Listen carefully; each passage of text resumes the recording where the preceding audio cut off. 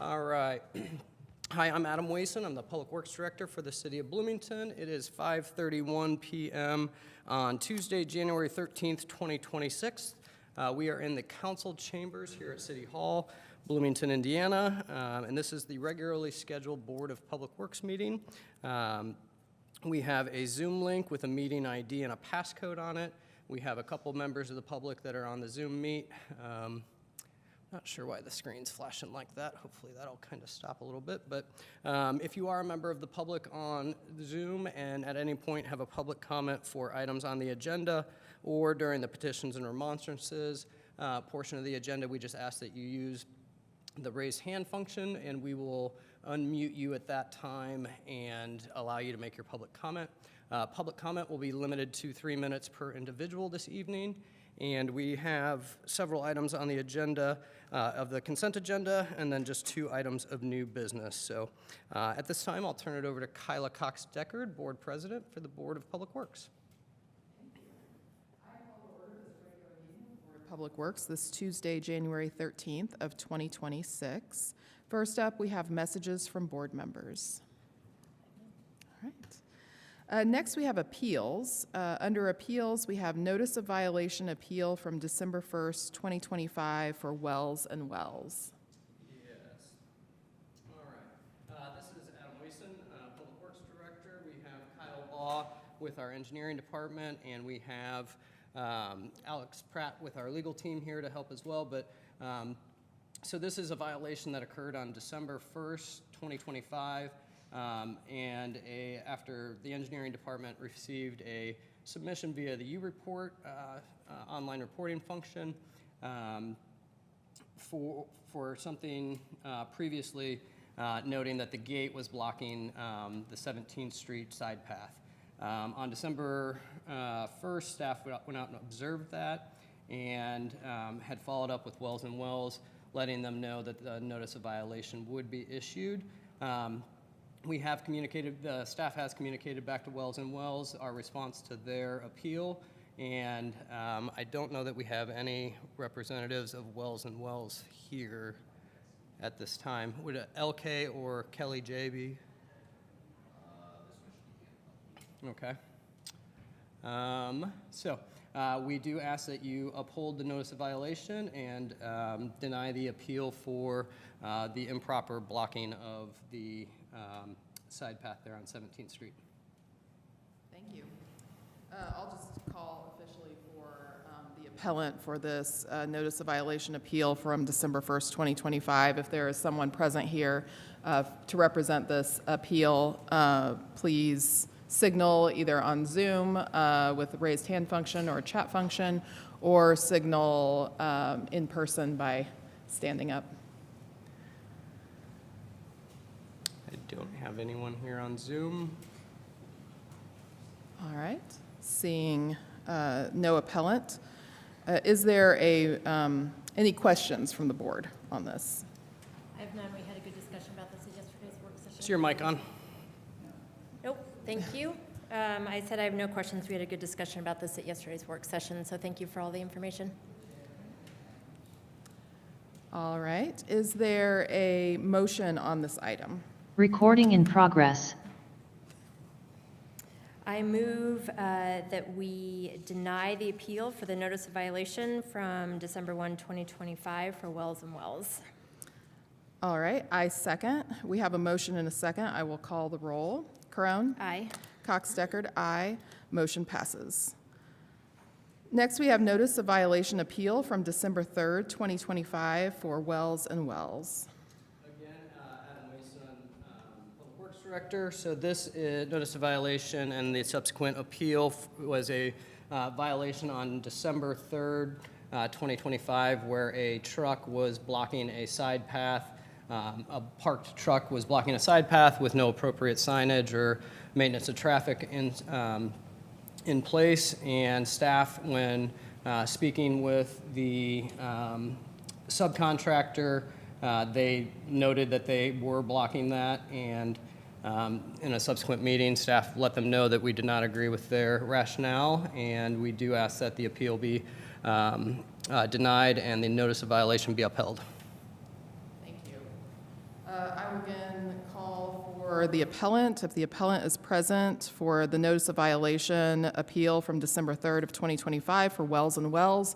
If you are on Zoom, if you could please enter something in the chat or raise your hand to let us know that you're here.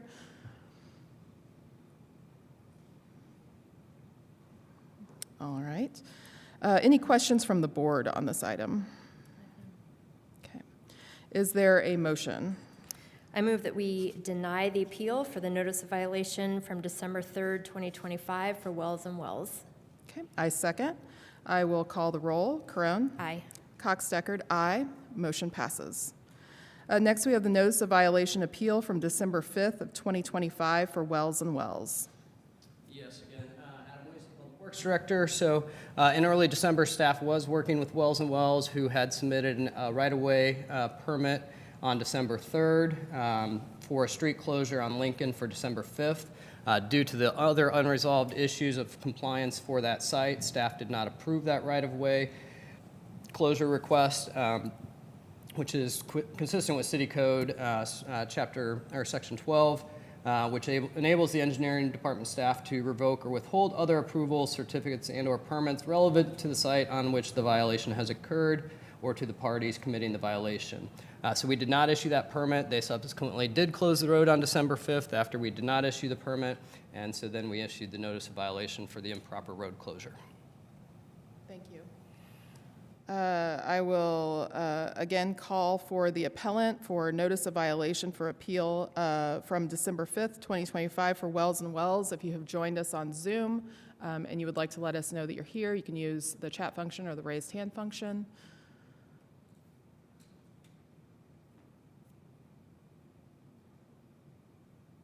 See anything? All right. Questions from the board on this item? I don't have any questions, but I do want to express that I have deep concern about these violations. This is not the first set of violations that we have become aware of on this board, and we take seriously the access to the right-of-way and the particularly egregious closure of the right-of-way when there was not a permit issued. I would implore Wells and Wells to take seriously those ordinances and the safety of our residents, and would hope that we don't see additional notices of violation from this project. All right, is there a motion on this item? I move that we deny the appeal for the notice of violation from December 5th, 2025 for Wells and Wells. And I second. I will call the roll. Caron? Aye. Cox-Deckard, aye. Motion passes. Next up, we have petitions and remonstrances. This is a time for public comment on items that are not on our agenda this evening. If anyone has a public comment on something not on the agenda, now is the opportunity to offer that. If you're on Zoom, you can use the raised hand function or the chat function to let us know you'd like to make a comment. If you're present in the room and would like to make a comment on something not on the agenda, you may approach the microphone.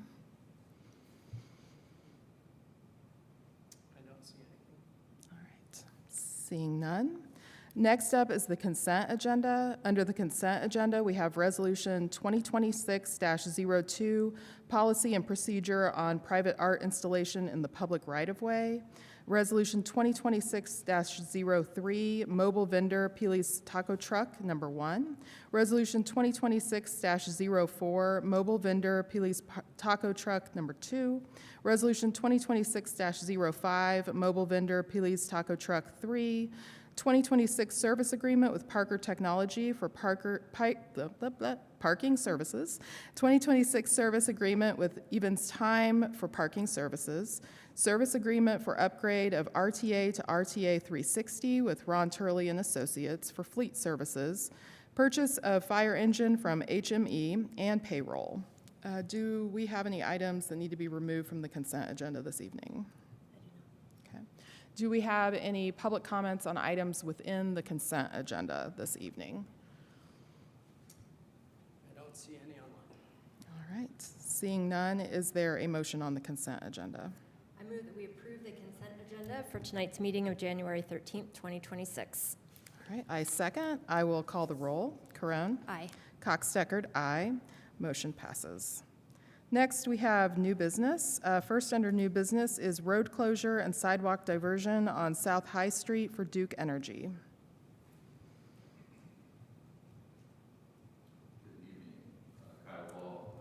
Program Manager, Engineering. So Duke is requesting this closure on High Street just south of Woodstock Place. So this would be a project that would take place over the period of 3 days, occurring between February 23rd and March 9th of this year.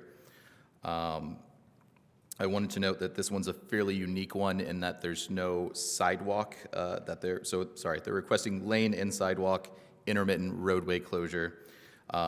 Intermittent roadway closure is going to be because of the nature of this layout, only providing one sidewalk, which is on the east side of High Street in this location.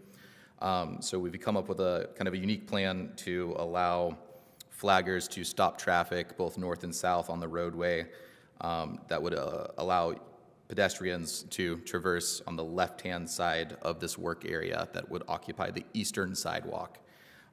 So it's a little bit more intense than what we would normally see, but the location is what it is. So myself and field specialists will be out to monitor the progress on this. Also want to note that this would not be in place during the school arrival or dismissal hours, as we know that there's heavy foot traffic in the area during that time. Thank you. Questions on this item? I assume as part of this, you'll be in touch with MCCSC at that local elementary school and let them know about the increased flagging? Yes, Okay, absolutely. thank you. Any public comments on this item?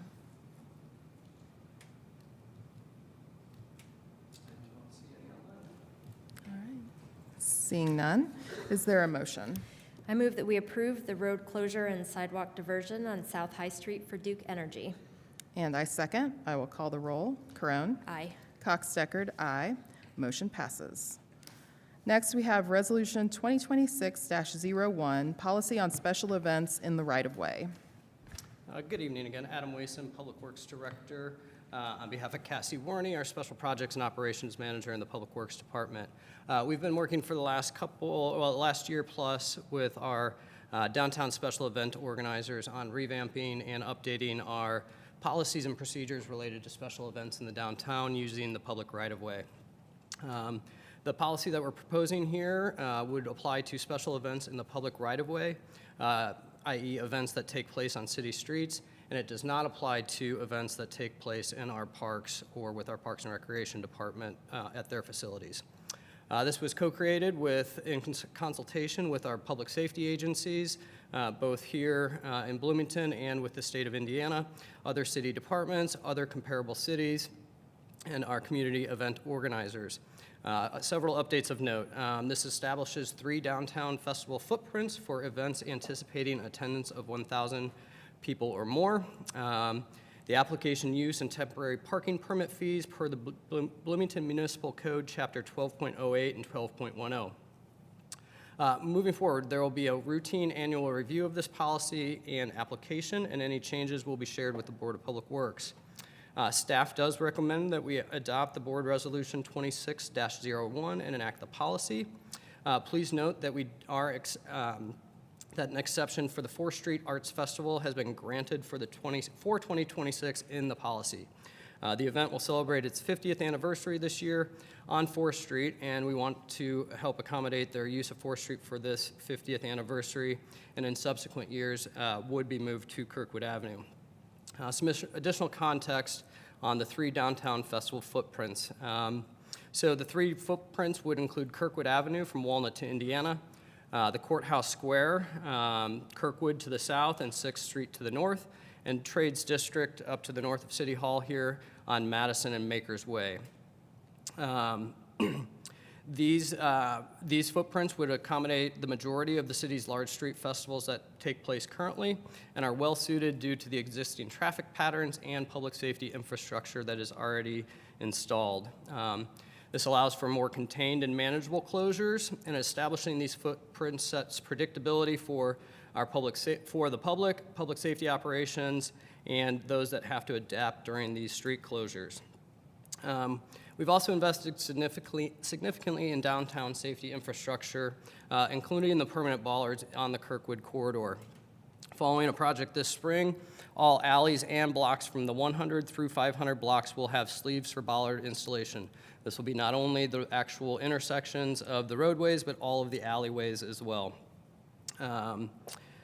Standardizing event location also improves the operational efficiency for all city departments that support these festivals and events.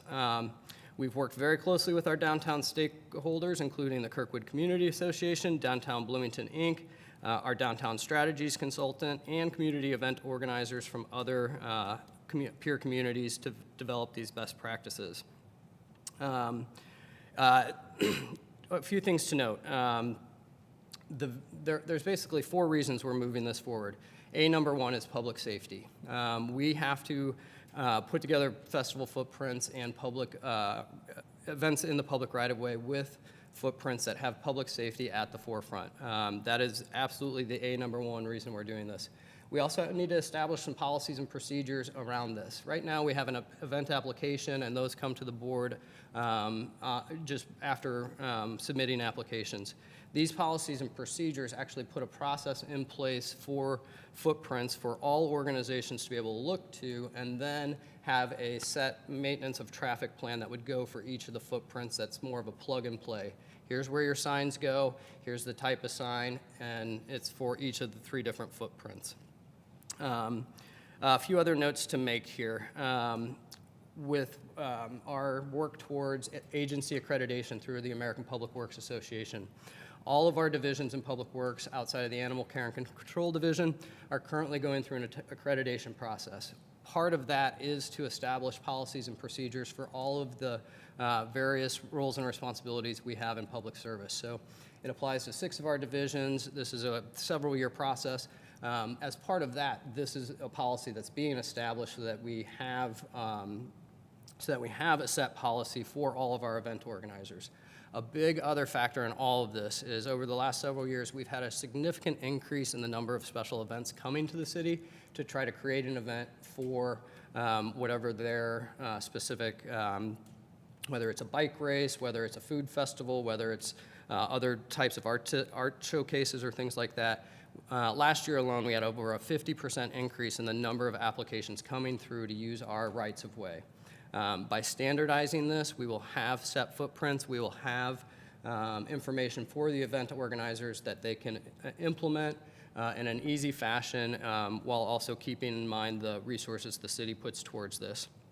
Sorry, I think I said 54%, but the memo states 57% increase. Overall, we know this has impacts on our downtown festivals. We know the biggest impact is on the 4th Street Festival. We've been trying to work very closely with, oh shoot, I just closed my laptop. It looks like we're still on. Sorry. Oh no, I'm running it through the other computer today. Yesterday during the work session, I closed my laptop and I closed the Zoom meeting, but it's on the other computer today. Thank goodness. So overall, we know this affects the 4th Street Arts Festival. We've been working with their executive director, their board president for some time now, trying to socialize the idea that we were going to be making these changes. We know not all of the participants in the 4th Street Arts Festival agree with trying to move their festival to Kirkwood. This is very much public safety in mind. We recognize that we haven't had a major incident of what we're trying to avoid at 4th Street, but it doesn't mean it can't happen in the future. This is why we're taking this approach. It is not to target one festival over others. It's one to try to provide consistency for all of our large festivals in the downtown. We're still going to be good partners. We're still going to be big supporters of the 4th Street Festival, but we do ask for your approval with the contingency that the 4th Street Festival would remain for 2026 and move to Kirkwood in the subsequent years. Cassie is here to answer questions. I'm here to also answer questions, and we'll be happy to answer any of your questions. Thank you. So we'll go to questions from the board. I had a question for clarification, but I need to find the item here.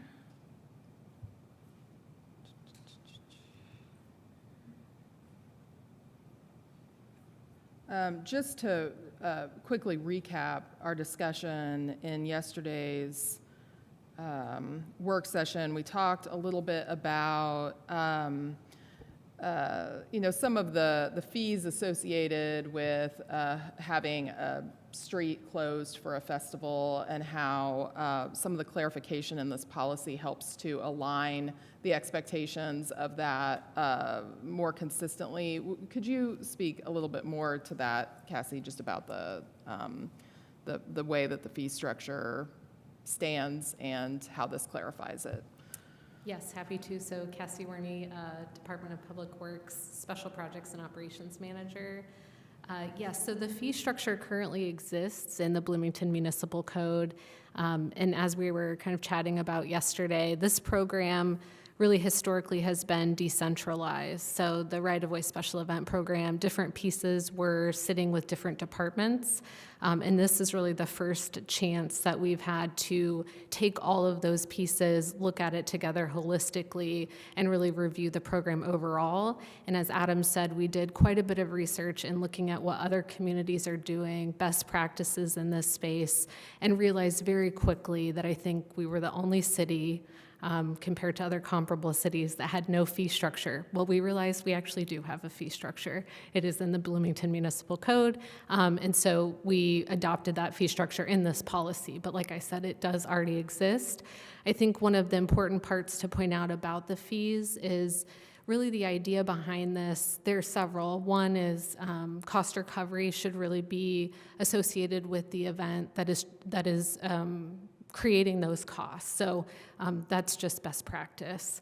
Otherwise, those costs are basically being taken on through other kind of budgetary funds that we have at the city. In addition to that, I would also say that with the fees, looking at what other cities charge, this is still a fractional amount of our overall cost, but what it does allow with the 57% increase in right-of-way special events is a little bit of coverage for us to make this sustainable, for us to continue to support our festivals, our parades, our neighborhood block parties by purchasing water barricades, by purchasing no parking signs. You wouldn't believe how many we have to put out and how much that costs. So just the costs associated with supporting these events, this is a fractional portion of that, but it will help make it sustainable for us to continue to support moving forward. Does that help? It does. Okay. And just to clarify, by no means is the fee schedule covering all the actual costs incurred by the various departments that are helping to support all of these agencies, or all these events and festivals. So when Cassie says it's fractional, it's very fractional. We're not trying to in any way try to cover all of the costs. Again, it's just try to create some revenue stream to help manage the overall process. When you have this many events coming in, it also helps to, if you have a small application fee, we want to work with all of our events, but it makes sure that they have some level of planning and resources behind to actually move forward with success. I don't think I'd understate this in any way, shape, or form. The number of folks that approach us and that don't even get to the application process because they realize they don't really have the resources to pull off what they want to pull off. We get approached by bike races every couple months where they want to use large portions of the downtown and we want to have a bike race. Okay. When we ask them questions about, what have you done to figure out what types of maintenance of traffic you would need there, what types of public safety officers you would need to actually do it, a lot of them haven't even taken a remote step towards understanding all of those other resources that are needed to host a successful event.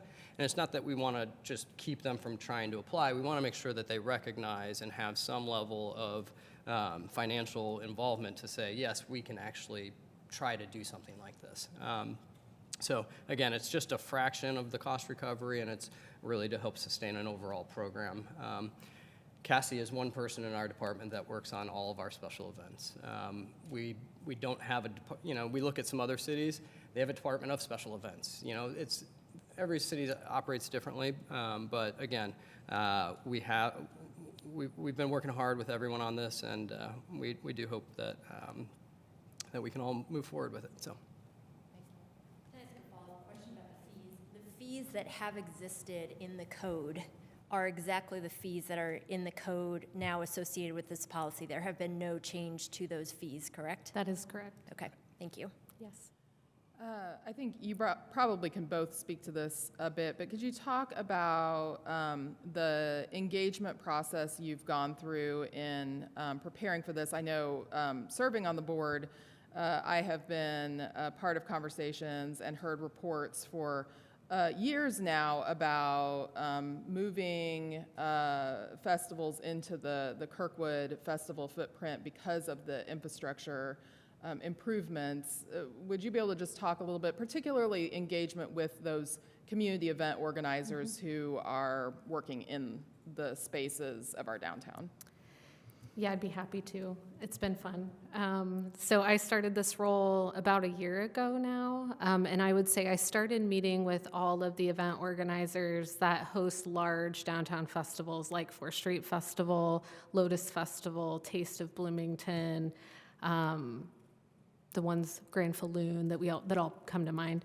These iconic festivals downtown. I would say within 2 or so months of me starting this role, I met with Brendan King from 4th Street Festival, I think, in late January. So it was really great that so many had reached out and were really proactive, even though their festivals were occurring or their events were occurring later in the year. We started conversations very early. I am a listen and learn kind of person. So when I started this job, I literally asked every event organizer that I met with, give me feedback on your experience to date. What's working? What's not working? What can we do differently? How can we improve this program? How can we support? And I will tell you the biggest point of feedback I received from all the event organizers was that there was no clear role and responsibility between the city and the event organizer. Also, that their expectations were just not clear on how we work together.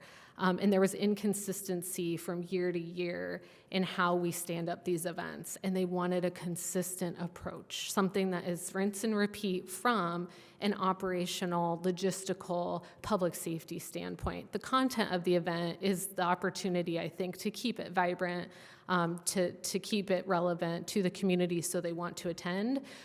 But no one wants to reinvent the wheel and type through barricades. Like, they just want to know what to do, where to put them, how does this go, how does this work?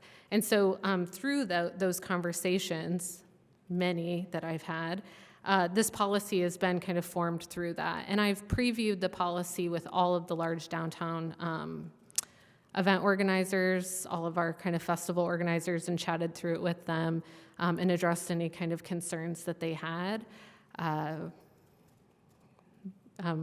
I think 4th Street Festival, as we've said, is the one that has the largest impact. So that was the engagement process. I would say within the city, there's a lot of internal stakeholders as well. So this was reviewed by Bloomington Police Department, Bloomington Fire Department, Planning and Transportation, Engineering, Economic and Sustainable Development. So we have a lot of folks internally too that have a stake in these events that also needed to give feedback, iterated, legal. Sorry, I left our attorney who's sitting back there out, and she helped a lot. So yeah, this has really been through quite a few reviews. So that was that process. It says, moving forward, there will be a routine annual review of this policy, and application and any changes will be shared with the Board of Public Works.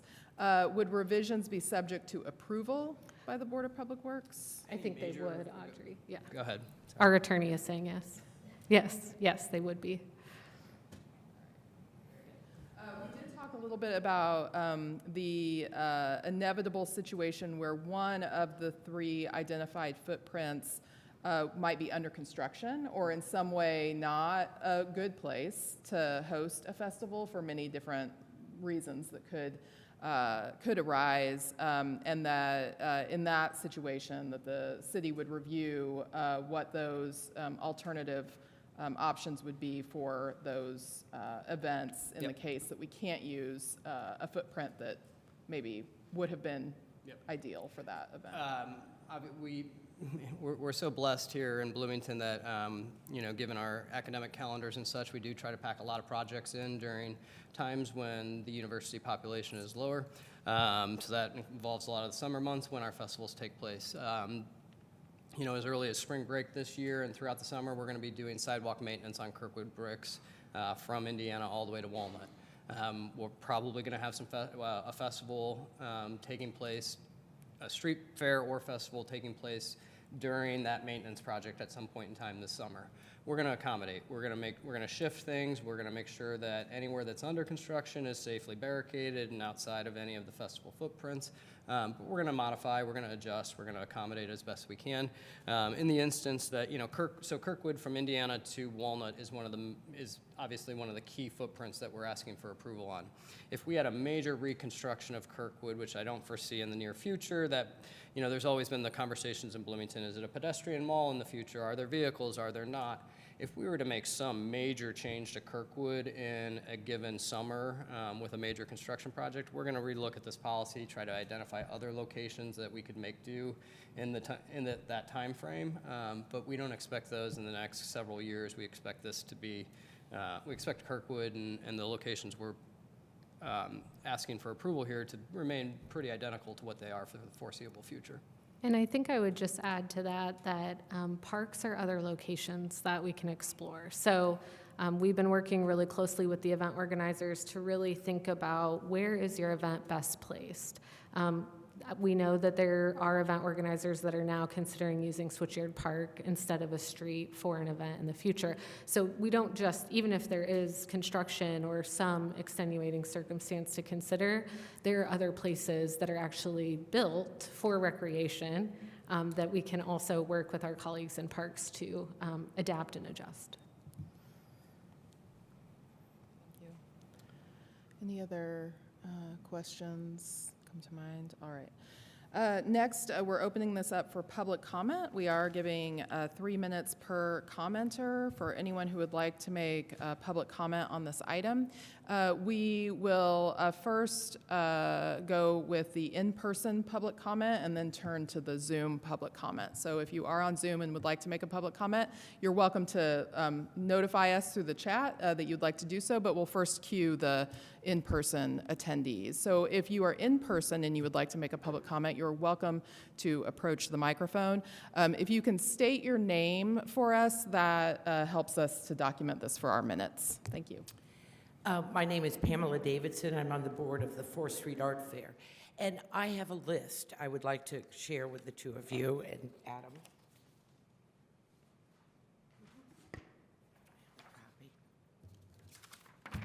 Oops, sorry.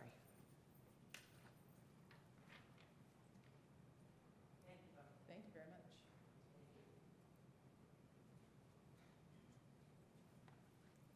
I request permission to read this into the record, so it's also for cats. It may take longer than 3 minutes, but it's very succinct, as you can see. Ms. Davidson, what I would let you know is we will include this whole document in the meeting minutes. You don't need to, if you can do it in 3 minutes, great, but we will definitely include this whole document in our meeting minutes and make it part of the public record. I know this is on cats, and I would much rather it be recorded. I will read quickly, and this is very succinct. This is a huge issue. This is a mighty big issue. I won't go on. These are. What I would like to do is just start your 3 minutes now instead of with the time it took you to be able to provide us with the list. So we'll start that now. Thank you. Thank you. These are compelling reasons to grandfather the 4th Street Art Festival. I have 15. Number one, our very name, our very identity for 50 long years has been the 4th Street Festival of the Arts and Craft and known as 4th Street. Volunteer organizers have spent decades cultivating and nurturing that name recognition locally in Indianapolis and in central Indiana. This change would destroy decades of carefully cultivated and costly marketing, outreach, and name recognition.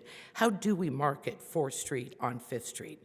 Number two, the festival has long been a revenue producer for the community. Artists travel here for it to stay and eat here, as do patrons on 4th Street, downtown, and also Kirkwood Avenue. Number three, the tree-lined 4th Street is absolutely essential to festivals, patron, and artist experiences. And as a matter of public health, with temperatures heating up, shade keeps patrons at the festival longer, far more comfortable, and shopping at more artist booths.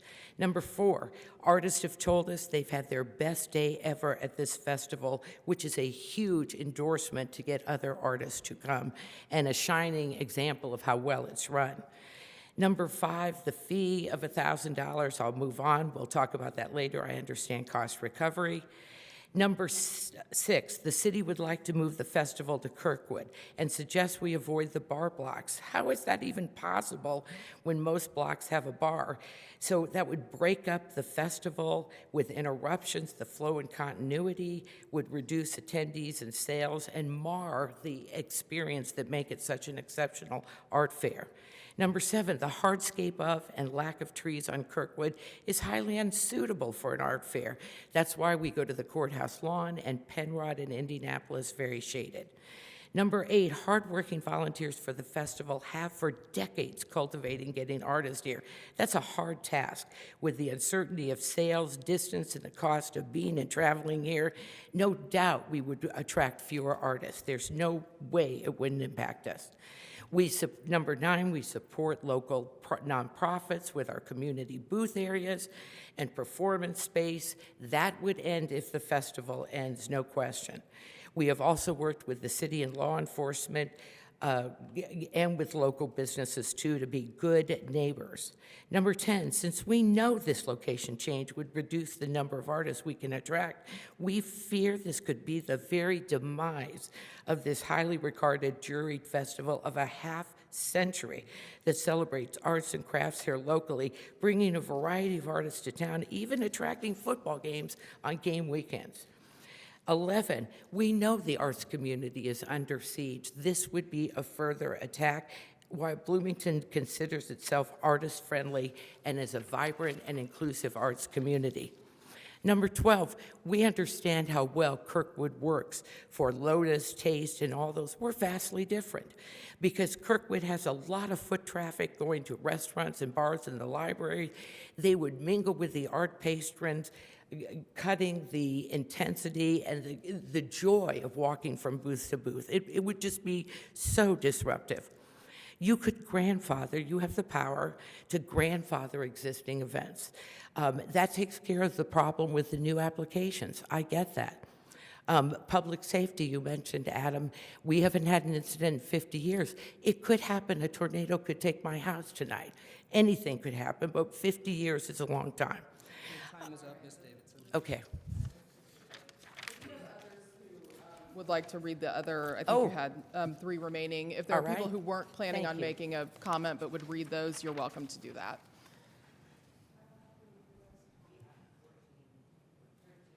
Thank you. Thanks. Thank you. My name is Martina Sellerin. I'm a local fiber artist, and I was the 4th Street vice president from 2006 to 2010, and then I was the president from 2011 to 2017. I went through a lot, and I appreciate all that the city has done, but we have been very much a self-sustained organization, and all those points are very accurate, and I feel very strongly about this, so I will gratefully read the rest of this. I have not rehearsed it, so I apologize in advance. Number 13, the board can make an exception or exemption and/or grandfather any existing local events affected by this policy, and our renowned 4th Street Festival warrants that exception or exempting or grandfathering. A tradition of 50 years, its very name and name recognition and its existence are tied for decades to our community's artistic identity, all at stake. Number 14, uniformity in Bloomington is not a virtue most times, especially at performances and the arts. Keeping this festival true to its roots and not mainstreaming is a huge plus with this community, and we like quirky and unique here. That's one of the joys of Bloomington, is not being a mall-type organization. And number 15, finally, we understand that this plan to consolidate all such gatherings has been thoroughly considered for a few years by the city, but we do not know of any opportunity to provide public input until we heard of this vote And I heard on social media yesterday about it, now affecting this festival in only a few short months. And as I say, for me, it's one day, and it's a lot of my own personal history as part of this. When applications to artists are already being sent and now cannot, we are thankful that the public at this meeting is given a chance with the Board of Public Works to weigh in and to hear from affected groups that such a move as fatal to this very existence could be happening. This truly is something that has been a defining feature and one of the reasons that I have stayed in Bloomington, because of the arts community and because of the respect that the city has done for maintaining the arts community. And the idea of forcing us to move to a completely different location when there's nothing bad that we have done. We have been good stewards of that location. We have worked diligently with the restaurants that are present there to try and maintain that relationship. We could have easily, over the years, it was suggested by city persons that we could set up a food trucks, we could set up a beer tent and make more money and go hand over fist. But we wanted to be good stewards and working hand in hand with the people in that vicinity, with those restaurants. We have worked very hard in the past that we had to pay for all of the barricades and all of the security things. And so the idea that the city is willing to help with that is wonderful. We urge you as strongly as possible, and that I can say that, to grandfather the 4th Street Festival, the 4th Street Festival, onto 4th Street. Thank you for your time. Thank you. If I may, Madam President, just offer a comment here real quickly. I do want to stress that we have been talking to Brendan for over a year. We have been talking to Juliet, the board president, for quite some time. This is not the first we have been putting this information out to the 4th Street Festival. This has been shared with them for quite some time. So the idea that it's only been a day or two is not a fair, I don't find that to be a fair statement. We have been socializing this and talking about this for the last 2 festivals with Brendan and others to let them know that this was coming. This is all driven by public safety. We understand there hasn't been a major public safety issue in the last 50 years. We did have a pedestrian struck 2 years ago at Dunn Street. This is all about public safety and putting the public in the safest locations in the city. We understand the quaintness of 4th Street. We understand the restaurants are there. We want to still be good partners. We want your event to last for another 50 years, and we're going to help you do that. 4th Street has 51 points of entry that we have to try to solve for with barricades that are temporary and do not provide the level of safety that the Kirkwood bollards provide. A car going, they do not provide the same level of safety. So I would just we are not trying to put this festival out. We want to work with you folks into the future, and I just want to make that blanket statement that we do want to be good partners, but this is very much a public safety-driven proposal and policy. It's not to try to put the festival in bad shape. We will work with you, and so I just wanted to make that comment. I truly appreciate that. I come at this also as an artist, and I know that when there are dramatic changes at a festival, the first thing that an artist does is it raises red flags. The uniqueness of the 4th Street Festival is that we have worked to try and bring truly top-notch, high-level artists to this location from all over the U.S. and Canada. We have a phenomenal number of people who expect that and who look forward to that. And to change it this dramatically is going to mean that we are not able to present that level of art to the Bloomington community, to have those people coming. We also have 50,000 people that attend the event, 50,000 people.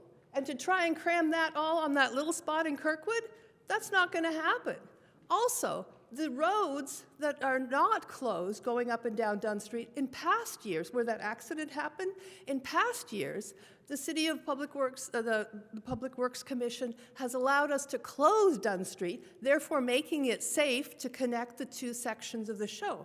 The reason that their accident was there is that the city did not permit us to close that area, and therefore it makes it more dangerous having traffic running through the sections of the show. Having one contiguous is the key. Public safety does not allow for that. Public safety standards of 2025 do not allow for that. We have to allow the public safety agencies to get where they are. When I say this is driven by public safety, I truly mean that. This is not just Public Works trying to say we want to move you. It's because public safety standards for events like this have changed so significantly over time. It is not 20 years ago, it is not 15 years ago, it's not 5 years ago when it comes to public safety standards for large-scale events. We are trying to keep vehicles from large crowds of people in every way, shape we can, and in the safest way. That is where this is being driven from, I promise. So I appreciate it, and I'll be happy to still converse on And I would like to go ahead and honor the next public comment so that we can make sure everyone is heard. I will not chime in anymore. I will, yes.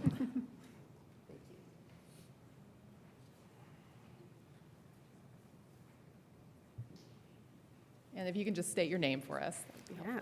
I'm Juliette Roberts. I'm the president of the 4th Street Festival. This is my 20th year being involved as a volunteer. Just want to be extremely clear, Adam mentioned my name twice as someone who they've worked with consistently. I just want to clarify that my meeting with him and Cassie yesterday was the first time that I have met with the city. So Brendan King, our director, has been in a paid position where he has been meeting with and liaising with the city. That is not in my job description. So I apologize. I thought that you and Cassie had been talking as well over the last, it's just been Brendan. Okay. Yep. Thank you for that. All right. All right. Why keeping the festival on 4th Street matters. Public safety, shade, and crowd comfort. Like you said, public safety is of the utmost importance. Patron feedback from our on-site survey this year was clear. We need more shade. This feedback was echoed by comments on our Facebook post yesterday. Patrons concerned about heat exposure on Kirkwood. 4th Street's mature shade trees materially improve safety, comfort, and crowd flow during late summer heat and allow patrons to spend more time browsing the wares. Kirkwood Avenue lacks shade, increasing heat exposure and limiting how long patrons can safely remain on site. We have had incidents each year where patrons have needed medical attention or attention from the firehouse to deal with heat stroke or heat exposure. The lack of shade on Kirkwood is my largest concern. Parking, direct economic benefit to local restaurants. Visitors experience art and global culture together, something unique to 4th Street and not replicable elsewhere. The festival does not sell food by design, intentionally directing foot traffic into 4th Street's international restaurant corridor. Patron feedback confirms this in our survey this year. Quote, perhaps trying to showcase the 4th Street restaurants more. Siam House was great with their stand. Relocation would shift spending away from these restaurants, reduce concentrated economic benefit to these locally owned food businesses, whereas Kirkwood's bar and retail-heavy mix does not provide the same economic impact. Cultural identity is tied to place, number 4. The festival has operated on 4th Street for over 50 years, again, 20 of which for which I've been a volunteer, and the festival is named for the street. Its identity is inseparable from fine art traditions, multicultural artists and experiences, and Bloomington's international restaurant corridor. Booth fees, travel, lodging, and time are significant investments for artists. Artists make careful economic decisions about where to apply and attend each year. A permanent move risks loss of identity, artist confidence, and possible long-term stability. Community trust has been built over decades. These quotes come from patron surveys and interactions. You can go ahead and finish your thought. Okay. Our request essentially is that the board pause or provide an exception to the relocation of the 4th Street Festival and authorize a collaborative solution such as jointly covered street closure costs that would allow the festival to remain on 4th Street while infrastructure options are explored. Thank you very much. Thank you. We have the opportunity for the next public comment. If we have someone here in the room who would like to comment. Hello, I'm Rebecca Lowry. I am a ceramic artist here in Bloomington. I have been a part of 4th Street since 2014, and I have served on the executive board in the past as vice president and secretary, or not secretary, something else, but most recently. But I am currently, I've been stepping back because I'm very busy, and I do lots of art fairs around the country, like Martina. Martina and I go all over the country as far as Denver and Florida, and I know Martina is all over also. They're some of the highest rated art fairs in the country. 4th Street has some of the highest level artists for the region, and I also do the social media, and the public. Martina is no longer on the committee, and she only found out about this yesterday because I posted something on social media, and it's the first our public has gotten to see about it, because it has been, as far as the committee has been concerned, a talk about making this change, and we were rather surprised that it was going to be a permanent change this year, and we're very grateful for the concession of giving us our 50th year. So I just wanted to say, our public social media posts, people are very shocked at this because we are 4th Street, and it's very hard for the public to imagine 4th Street anywhere else. It's very hard I've already had one artist say that if he goes to Kirkwood, they're not going to apply, which is just a taste of what we may end up having. And if we don't have artists applying and buying the booth, we can't afford to be anywhere. We will no longer exist if we cannot get the artists to come and do the show. And that's pretty much what I have to say. Thank you.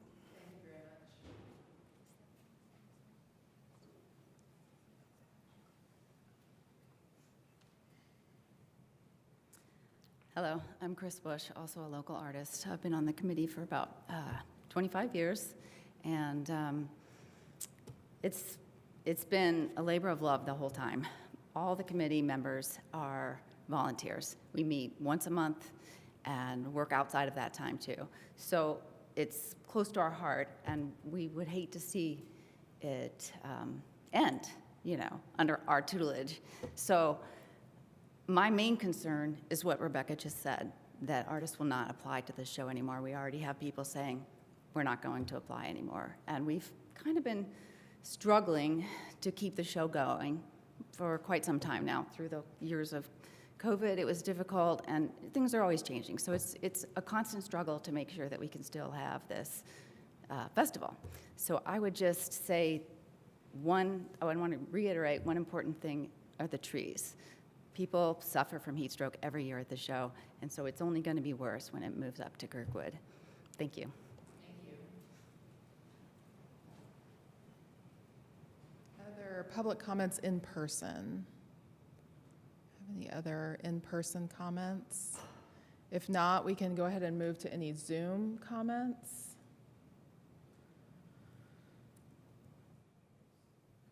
Oh, yeah, feel free. You're welcome to approach the microphone. My name's Ruth Conway, and I was part of the original committee back in '78. And one thing that does trouble me on Kirkwood is the safety of the art units that are set up. I mean, they're large, they're heavy, it takes an awful lot of setting up. And if you have several people there at night, late on Friday night or Saturday night, can you really assure that no drunken people are going to lean back and, oh dear, we fell on a booth, and suddenly you've got horrendous destruction for the artists. If that happens just once, that could actually give us a sufficiently bad reputation that artists would not apply again. It has to be safe. On 4th Street, it's safe, it's quiet, but Kirkwood is busy at night, which just seems so inappropriate to leave valuable art up overnight. Thank you. Any other in-person comments on this topic? Did we have any Zoom comments or like typed comments or requests for? So Kelly J. asked a couple questions that I was able to respond to about if water barriers would be needed in 2026 on 4th if they were to remain. The answer was yes. And that if the bollards on Kirkwood are removable, which they are. So I just answered a couple of those questions, but I don't have any members of the public that have done a raise hand to offer a public comment or anything. Now would be the time, if you are on the Zoom meeting, if you would like to offer a public comment.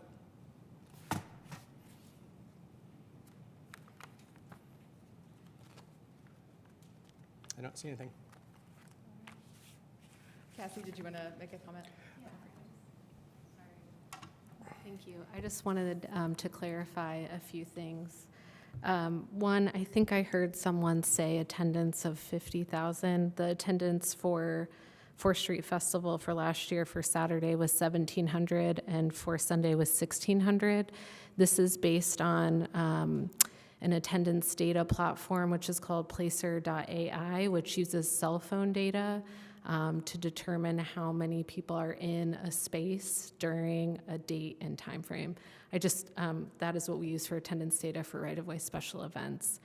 There's a margin of error. If someone doesn't have a cell phone, they would not be counted. This number does also obviously account for every artist that was there, as well as other folks that dedicate their time to make the event successful, volunteers, and I'm sure many of the folks in this room. So I just wanted to share that.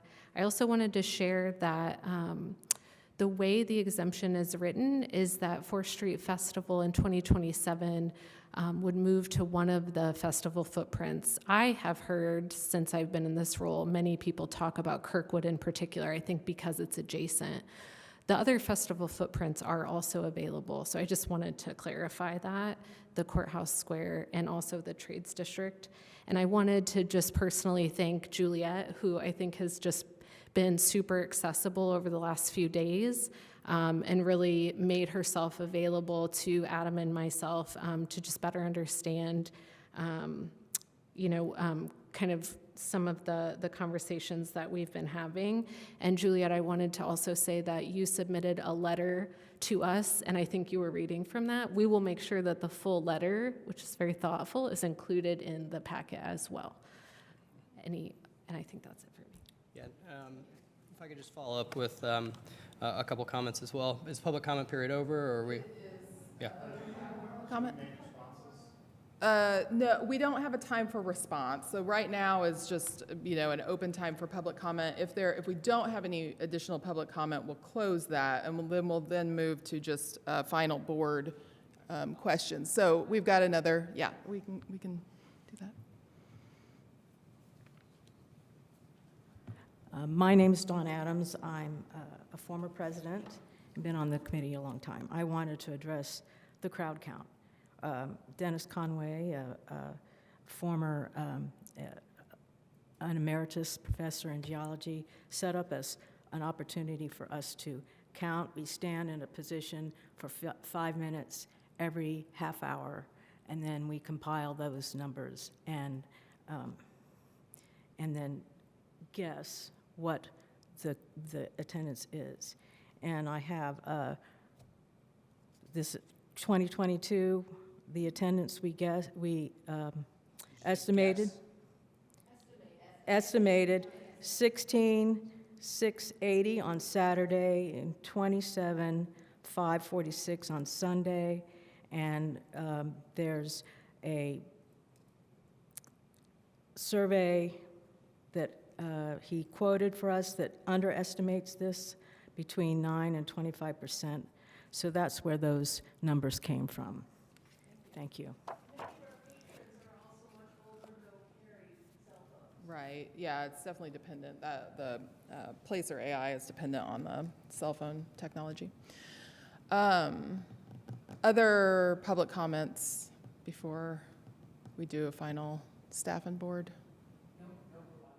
Comment? No, that's not how the Board of Public Works is structured. So, Adam, did you have some additional clarification? No, I just wanted to offer a comment to all the attendees with 4th Street here. I hear some talk about, that this could put the future of the festival at risk.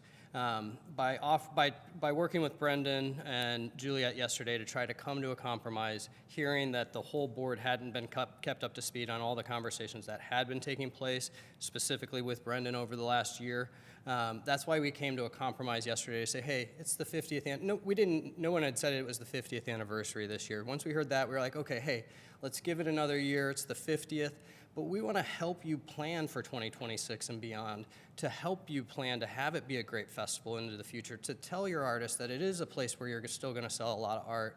Even though we're on Kirkwood, we still think we can create a safe environment for the artists, their artwork. Right now you have security overnight, right? We want to continue to help you plan for this. We understand there's an identity with 4th Street, your name. We want to help you transition that. So, we did have a lengthy conversation with Brendan and Julia yesterday trying to come to a compromise. We thought we had reached that. We thought we were talking with the folks that had decision-making authority with the board. We thought information was being widely shared. If that's not been the case, we've been trying to communicate with who we think we should be, the executive director, the board president, et cetera. That's why we had the conversation yesterday.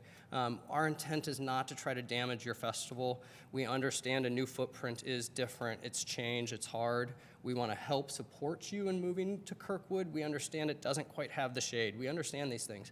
But when I say it's done with public safety in mind, that is our police department. That is our fire department. That's the Department of Homeland Security for large-scale events in this day and age where we have so many instances of violent activities taking place in large-scale attended places. We are not trying to be adversaries with you. We want to work with you. I hope that's the spirit that you feel like we're coming with. We know this is a big change. We're not trying to be damaging or anything like that. So I just want to make that comment that, if we want to be good partners, and we will commit to doing that into the future. Yep. Thank you. Thank you. Clarifying questions from the board or comments from the board at this time? Adam, my question was about overnight security, and you mentioned that, so I think I'm good. Thank you. So I, first of all, want to say I appreciate everyone who is here in attendance to speak about the 4th Street Festival. It is obviously a very important event in our community, and something that really our community identity is entwined in the identity of the 4th Street Festival. So I appreciate the passion and the commitment to which you have come to this meeting and to this discussion, broadly speaking, for people who couldn't attend in person but have also been having these discussions. Appreciate the work that Adam and Cassie have been doing to put a policy in place that does put public safety at the forefront. And I think that this is an important policy. I truly hadn't realized what an increase we had experienced in those requests for public events in the right-of-way, and it is a challenge for the city. It's one, this board, I would say maybe 40 to 50% of what we work with are issues of events in the right-of-way or other important things that are happening in the right-of-way that we have to consider. So I appreciate the effort that's being made to make this both a safer plan and a consistent plan, because that is another issue that we hear about within the city. Is consistency is often, an issue for community residents who are looking to engage with the city on something, and so consistency is really important. One request I might make on this policy: I think the policy is written well. I think that the information is there that we need to have as a board, and also that community partners need to have when they're considering their events. I appreciate the plan for 2026 the festival, carrying on with its location on 4th Street as plans are already underway. I do have a deep appreciation for the amount of time it takes to put an event like this on, and understand that you need a long runway to prepare for the changes that, that come forward. I don't think that I have a specific change to the wording of this policy as it's currently written, but what I would ask is that this comes back to the board for that annual review following additional conversations that continue to happen between specifically the 4th Street Festival and the city, because I think that while the conversations that needed to happen, several of them may have happened in the last week. We'll give it a week. Maybe it's been the last day.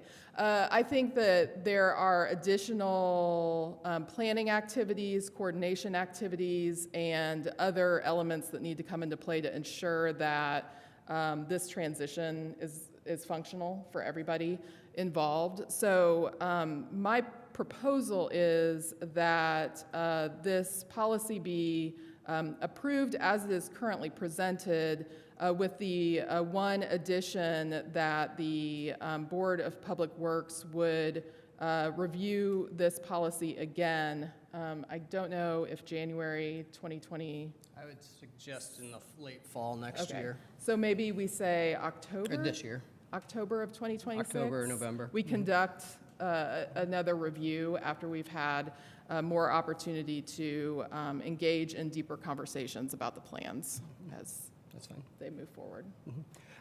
Thank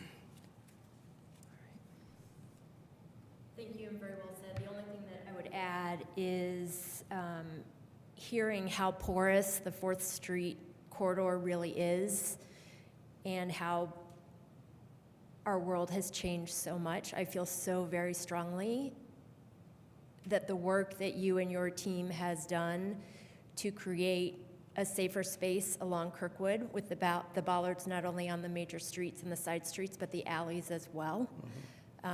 Yes, nothing has happened here.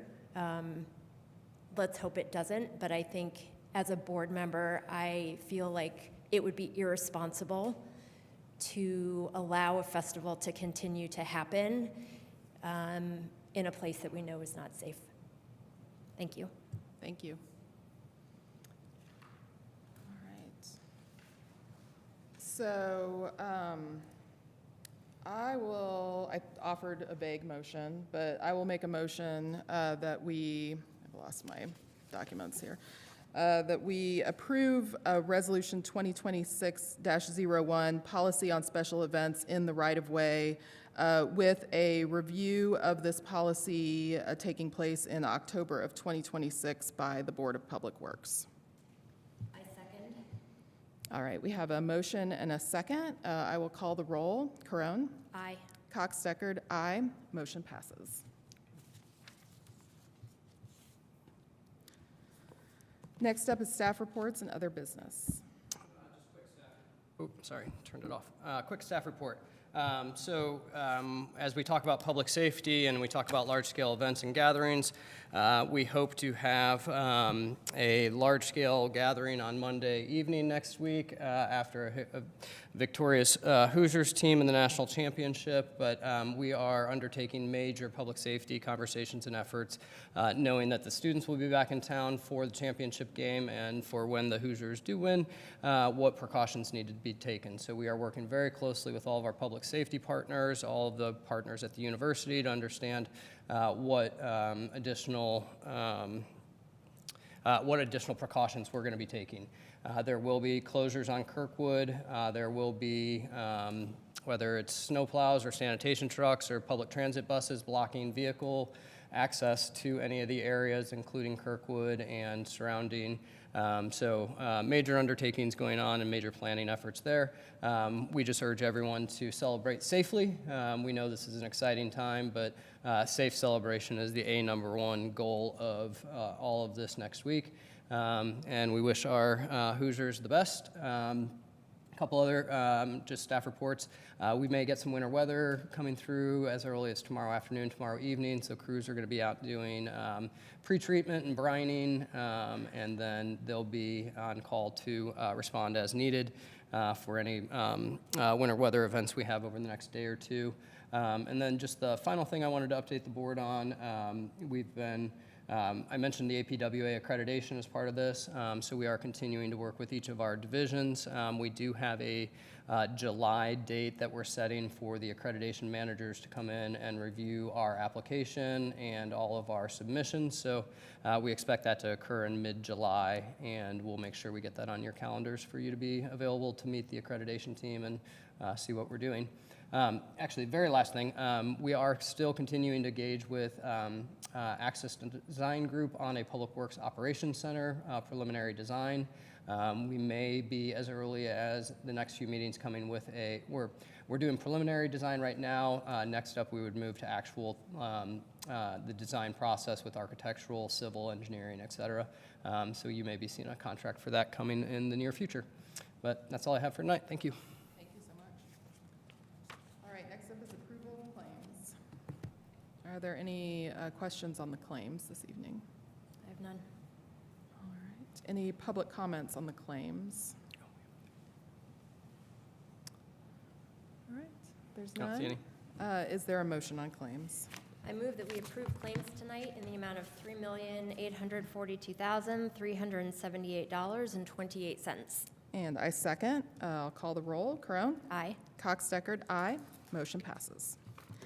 And seeing as there's nothing else on our agenda, I will call for adjournment.